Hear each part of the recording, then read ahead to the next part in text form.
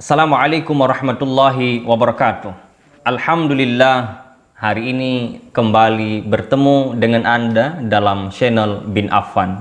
Di kesempatan hari ini kami ingin membagikan satu kisah kepada Anda, kisah yang sangat menakjubkan. Dan dalam kisah ini insya Allah nanti kita bisa mengambil banyak pelajaran.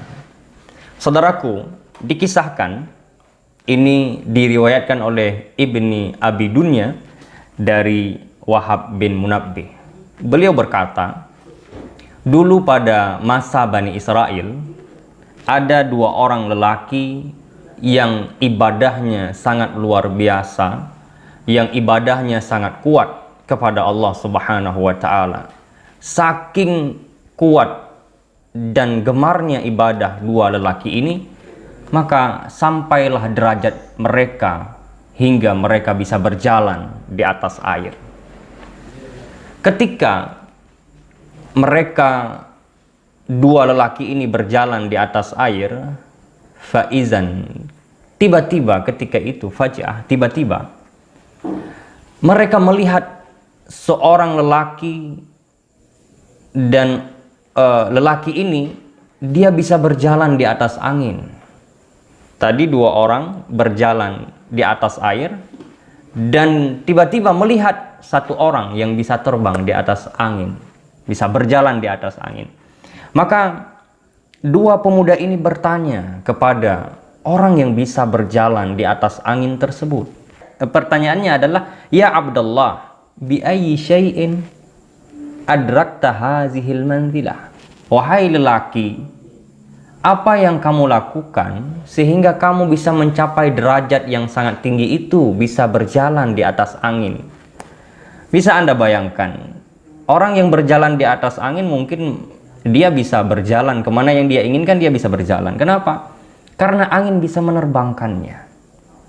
Derajat yang sangat tinggi. Dua orang yang bisa berjalan di atas air itu pun heran, karena mereka sudah sangat tinggi ibadahnya.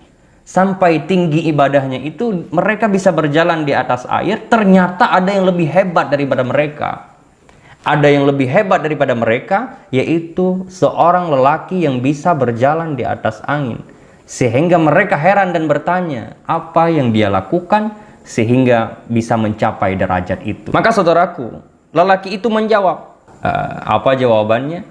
Jawabannya adalah, aku sampai ke derajat ini, bisa berjalan di atas angin adalah dengan beberapa hal. Satu, dia menyedikitkan daripada dunia. Artinya dia tidak gemar dengan dunia. Dia tidak diperbudak oleh dunia.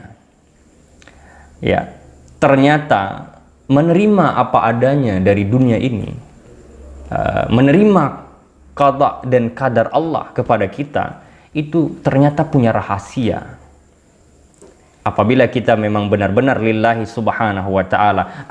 Yang kedua adalah fatamtu nafsi anis syahwat. Aku potong, aku hentikan diriku daripada banyak keinginan. Dia tidak punya banyak keinginan. Kehidupan sehari-harinya tidak penuh dengan khayalan. Dia menginginkan mungkin bisa terbang ke angkasa. Kalau kita hari ini banyak keinginan, keinginan itu ternyata menghambat kita mendapatkan rahasia Allah. Kita dari pagi hingga tidur kembali, banyak keinginan yang tersimpan di dalam diri kita. Dan kita diperbudak oleh keinginan, bekerja.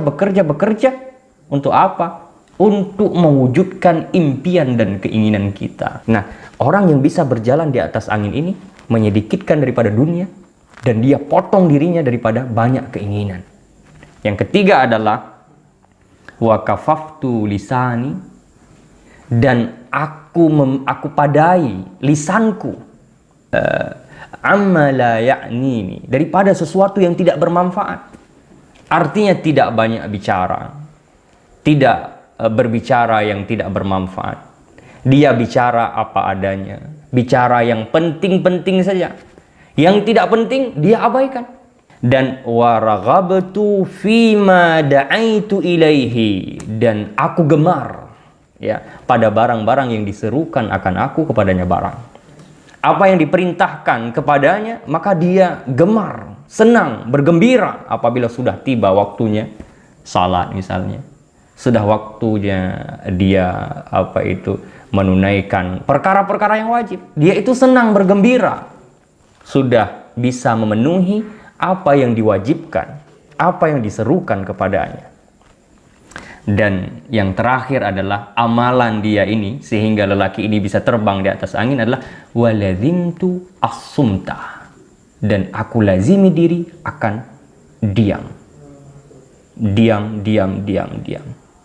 Anda bisa lihat saja, orang yang tidak banyak bicara adalah mereka yang tidak punya banyak masalah. Semakin banyak Anda berbicara, kita ini kalau berbicara, semakin banyak pembicaraan kita, semakin tidak terkontrol lah lidah kita.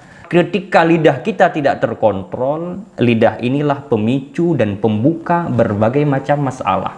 Hatta kita menjadi budak-budak untuk menyelesaikan masalah yang kita ciptakan sendiri, yang diciptakan oleh lidah kita. Orang yang paling nyaman di dunia ini adalah mereka yang mampu menahan lidahnya.